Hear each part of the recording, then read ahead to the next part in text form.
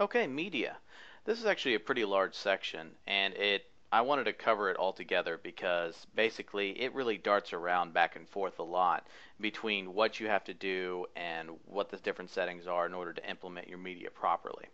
Media is basically all of your photos, images, videos, audio, anything like that that you would consider multimedia. However, your media is not just limited to those individual things. You can also upload zip files, PDF files, and other such things and attach them to your post much the same way that you do with your photos and other multimedia. And that's actually a lot of things that's something that not a lot of people really know about and therefore don't really fully utilize. So basically, it's pretty straightforward. Your media library is basically going to look a lot like all your other things, such as your editing posts and your editing users and stuff like that once you get media into it. So in order to add new media, obviously you can go under the media and hit add new or add new button next to the title.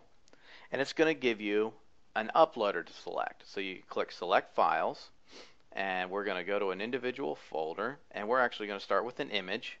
And it's going to automatically upload it, and it's going to crunch it for optimization for the web automatically for you, so you don't have to do that. Also, you're going to have the ability to put in title, alternate text, caption, a description if necessary. This is really good for search engines.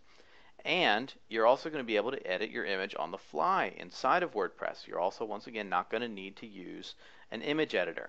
If you wanted to maybe say flip it horizontally,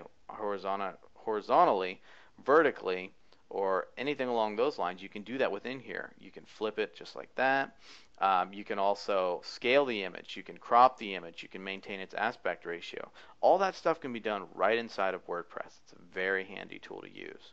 So once you're done making your changes, you can hit Save All Changes, and that automatically completes that. And so now you have this thing, looks a lot like all the others. And you can also add new things as necessary. Now in this one, we're going to actually add a PDF instead, say loan information. And we're going to add that, and it's going to have a PDF available for you to use. So now that's in there available. So not just images and multimedia, but any file that you want to. Now you're going to want to insert it into a post. So you're going to go to Add New Posts. Up here above your standard bar, your rich text editor bar, you're going to have your multimedia uploads. It's under Upload Insert, and you have different things: image and video and audio, and then media. So for this example, we're just going to use the image. We're going to go up here to Media Library, or you can upload right there on the fly, just like you did from your media. Or if you wanted to hot link something, you can do it straight from a URL. So from another website, for example. So you can do it right there.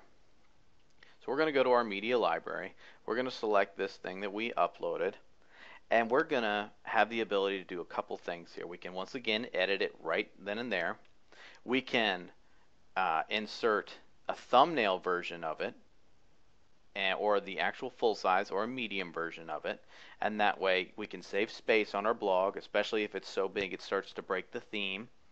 And what we can do is we can put the thumbnail in, and we can have a couple of different options here. The link URL can go to either the full file, which is the image, or let's say the PDF or something like that, or just the post URL, which is basically the attachment to that individual post. So you can click that, and it'll go in there, and it'll actually show you a special page that will only show that attachment. So it's a very handy thing, especially if your theme utilizes it. You hit Insert into Post, File URL, and it'll automatically insert it for you. After, let's say if you want to make edits or changes to it, you can click on this little edit, or if you want to remove it entirely, you can click delete, and it'll do that all automatically for you. It's a very handy tool, and you can use this with just about anything, like I said, including PDFs and including other media as well. Any files apply. One last thing I wanted to do is quickly go over the media settings. If you just go to Settings and Media, you can set a couple of standards for your media settings, such as your embed size, your thumbnail size for your images and stuff like that. And that's in case if the ones that are default for WordPress aren't the ones that you want for your particular blog. If you find yourself always resizing the width of your thumbnails, you can always adjust that right here automatically. And that pretty much does it for media.